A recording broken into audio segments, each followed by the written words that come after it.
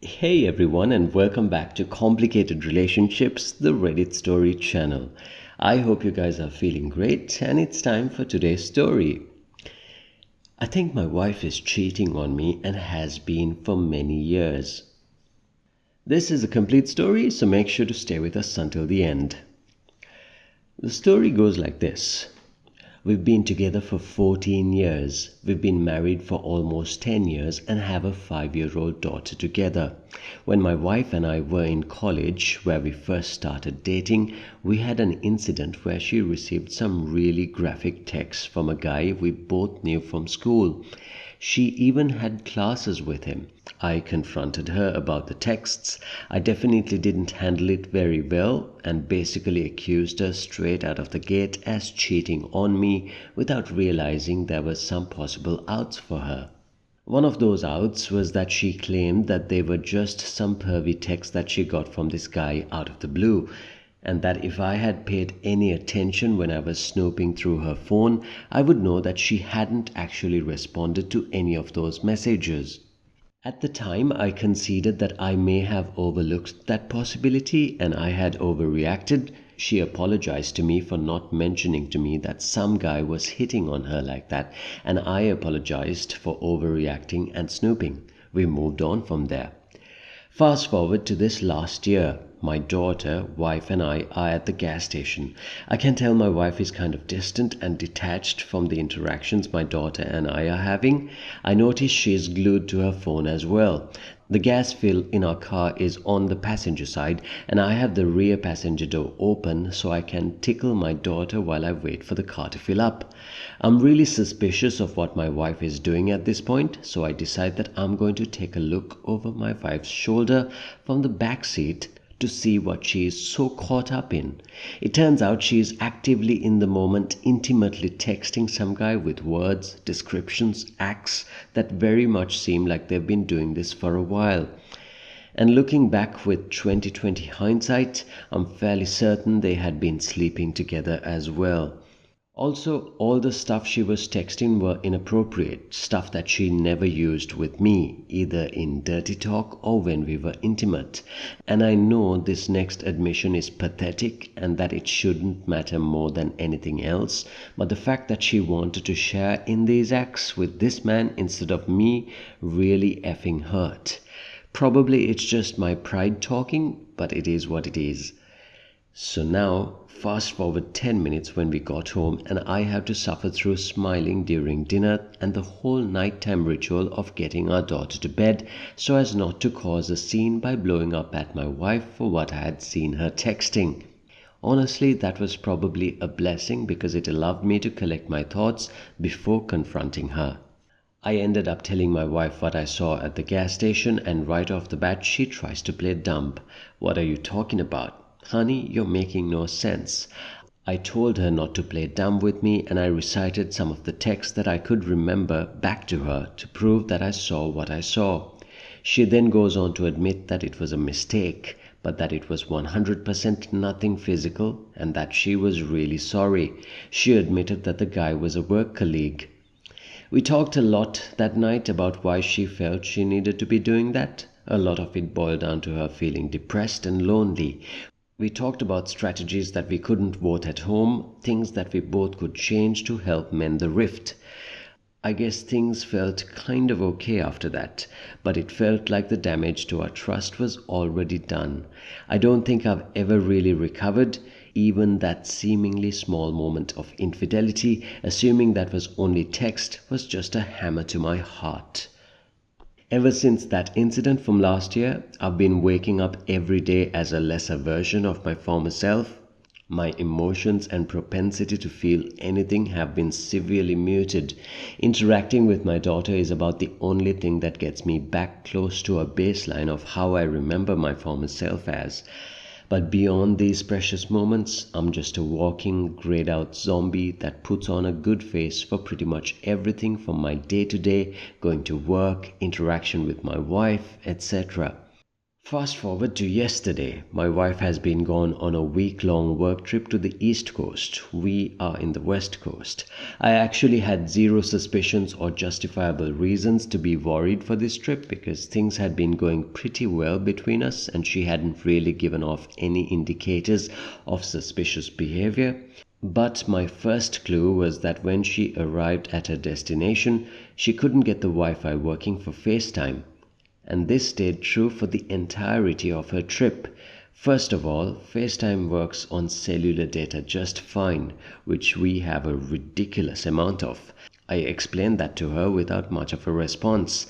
Second, I know that if I were gone for a week for my family, it would be my biggest priority to get my FaceTime up and running so that I could see my family's faces every time I called to visit, which would be every single night. Which brings me to the next point. She called us in the evening to say goodnight, maybe 2 times out of the 7 days that she was gone. Based on previous trips she's had, this was really strange. Normally she's like clockwork, touching in with us to share her day and to hear from us about our day, and again always on FaceTime. I asked her about that and she claimed that she was just too tired in the evenings to get back to us. Also, in the past, if she was away from me or home, she would always text me goodnight and said that she loved me, even if we had previously chatted moments earlier on FaceTime or via phone call. For this recent trip, she never texted me once. So when she got back, my radar was on him.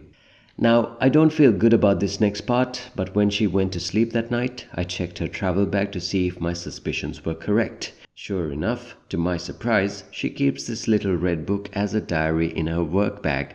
I open it up and there is a date marked. It turns out she started writing a poem on that day about our daughter, who had just been born the previous fall. Okay, that's really sweet, I say to myself, and I start to feel bad about my snooping. Flip to the next page and there's a new entry. There's no date, but it's written sequentially right after the aforementioned poem. So I know that what I described here is an entry that came after our daughter being born. This non-dated entry starts off with her describing how much she longs for this specific person. Doesn't give his name. She goes on to talk about that she can't stop thinking about him. Every man she sees reminds her of him. She talks about how she never really intended for things to go very far, but that one night that started in the bar and ended up going upstairs just felt too right to not be something meaningful. She goes on to say that she doesn't feel bad about making that decision in regard to how it impacts her other life. She describes how she thinks maybe her other life was the mistake. This goes on for pages that the entry ends with her making peace with herself, that he moved on from her and it was time for her to forget about him. I am assuming her other life was our daughter and me. There was only one more entry after that previous one. I took pictures of it and have typed it out here in its entirety. It goes like this. I'm laughing to myself because I haven't opened this book in over 2 years and here I am sitting in his bed, in his room, at his home, still feeling angst over so many of the same things. I'll go home after having a week with him and I'll be asking the same questions. Is he ever going to call again? Was it so stupid to go on this trip? So funny how I thought we'd never speak again and look where I am now. We worked together, we talked almost every day, and he was there for me as a friend. Now here I am and back with questions. Why were we so hot and cold those first couple of days and then just tapered off? Maybe he's doing that moral compass wrestling, and after I leave, we'll never speak again. This trip was probably a bad idea, but we had a lot of fun and he did say he'd been looking forward to it. He missed me. He wanted this. I know that I wish you would just tell me he wants me, just me and always me. It's like we dance around things because he still wants us to have this thing happening despite the rest of my life, and I just don't want to talk about that to the point that I'm lying, and I hate lying to him. But meanwhile, every tender moment I have with him is so precious. I can't believe it. I couldn't imagine we actually be snuggling on the couch, and there we were. I haven't slept since reading that last full entry. I haven't confronted her yet either. It's been almost 48 hours now without sleep. I'm just an emotional wreck. I just don't know how to handle this situation. I guess I've gotten so good at wearing this zombie mask ever since incident number 2 happened that I've been able to limp through the last couple of days. But it's getting really, really hard to be around her. I hopped online and read some guides on how to deal with infidelity, and most of the guides mention therapy, so I'm going to look at that tomorrow. Just filing for divorce isn't so simple. My wife has a serious seizure disorder that is uncontrolled. She can't tell when they're happening, so that puts herself and possibly others, small kids, especially our daughter to be exact, in danger. I mention this as it pertains to custody. Imagine she's making dinner for her and my daughter one evening and she has a seizure near the stovetop and the house catches on fire. Well, the only adult in the house is lying on the floor unconscious. What if my daughter has a medical emergency, but then my wife has a seizure due to the stress of the situation? These are all very real possibilities, and ones that I fear could happen if she got custody in any way. Some of those examples aren't too far from other real-life incidents we've had over the years due to her seizure disorder. She obviously can't drive with this factor into a custody dispute. I mean, our daughter is studying kindergarten in a month. How could my wife transport her? I don't know what I'm looking for with this whole rambling post, maybe just assurance that her gaslighting isn't working and what I've described isn't the workings of an overly paranoid mind. I feel like one minute I'm ready to file for divorce and then the next I want to try to salvage things for the sake of our daughter and just to avoid the awful mess that will be made of all 3 of our lives if we end up separating. Now here's the first update to this story. I met with my lawyer this morning and she was great. She gave me a lot of confidence that I felt was draining away from me throughout the week as I waited to confront her. I also had a good friend that was my rock throughout the week and I will never be able to thank him enough. We ended up confronting my wife right after the meeting with the lawyer. I refused to give up any of my evidence. I just said I know about the other guy. I need you to talk about it. I just kept repeating that line while she went through crocodile tears and confusion about what I was talking about. It was so hard not giving up any of that information, but I knew that I had all the power in that situation. In the end, she never confessed. I basically moved the conversation from there by saying, well, it doesn't matter if you admit to what I already know or not, because the intimate texting that you did last year was enough to destroy any trust I had in you. I can no longer live like this. From there, she just kind of shut down and became pretty docile and never brought back up this outrageous thing that I was falsely accusing her of. Her dad came over and picked her up and gave me a hug and said, let us know if you need anything. I teared up right at that moment. I'm not letting my guard down yet because anything can happen, but I think things may work out for the better for everyone involved. Now let's move to the final update posted after 4 months. Things are actually pretty good right now. We obviously separated after I confronted her.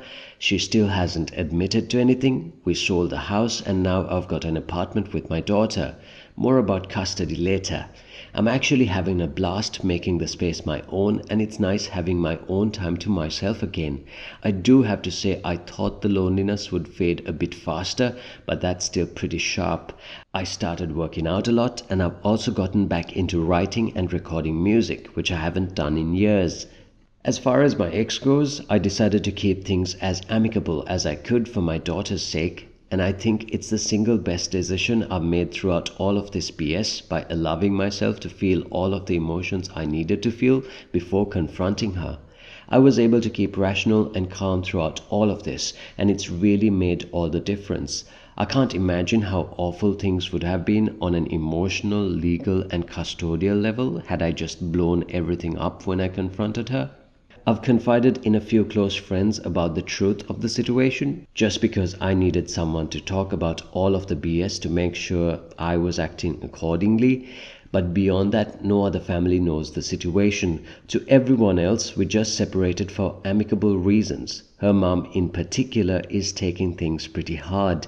I feel bad for her. She is struggling to understand what happened, but that's on my ex to tell her, not for me.